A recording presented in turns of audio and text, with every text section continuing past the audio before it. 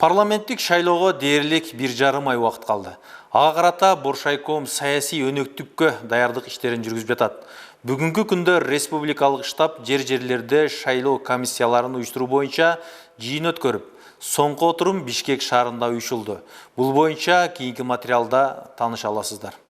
28 ноябрда өткөрүлүүчү парламенттик шайлоо маалында коомдук тартипти сактоо, кылмыштуулук менен күрөшүүнү жана укуктук бузууларды алдын алууну күчөтүү маселелери боюнча күчөтүлгөн тартипте иштер жүргүзүлүүдө. Ал арада борбордук шайлоо комиссиясы добушканалардын санын тактап, даярдоо иретинде жыйын өткөрүшүүдө. Бул жолку отурумга Бишкек шаардык жана райондук атайын түзүмдөр катышты. Шайлоочулар 28 болуп шайлоодун таза, ачык жана мыйзамдуу өткөрүш үчүн эл талап кылып турат жана ошону күтүп атат. Ошол талапка жараша биздин президентибиз, мамлекет жетекчибиз барып саясий эркин көрсөтүп, ошондой эл кылган талапты мен аткарып берем деп, азыр таза жана айткандай ачык мыйзамдуу шайлоону өткөзөбүз деп аракет кылып атабыз. Мурдагы шайлоодон айырмасы асма менен жерде. Мурда шайлоодо ушул эле сөздөр айтылчу, бирок ТМЗдын башка установкалары кетчү.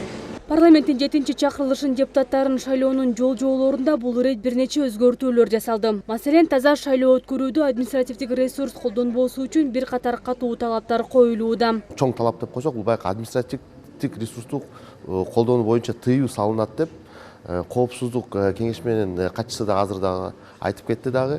Экинчи жагынан болсо, добуш сатып алуу процессине аралашпасын деп, ушу биздин шаардын актив, Бишкек шаарынын активи, башка да аймактардын активдери дагы ушу шайлоону таза, ачык, айкын өткөзөлү деп, ошол бүгүнкү күнгө ошол бир эле максат да. Дагы кошумча айтып кетем, 90 күнгө чейин, шайлоо күнгө чейин өз дарегин алмаштыра алышпайт да. Бул эмне себептен кылынган? Мурда ошо тизмелер менен манипуляция болгон соң, ошол себептен ушундай мыйзамга өзгөртүү кирген да.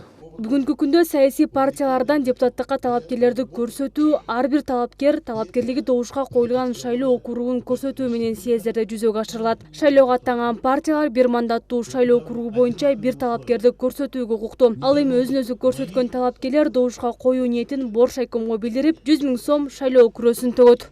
Улзат Байырбекова, Асанбек Усонов, Нурлан Кулуев, СТВ Бишкек.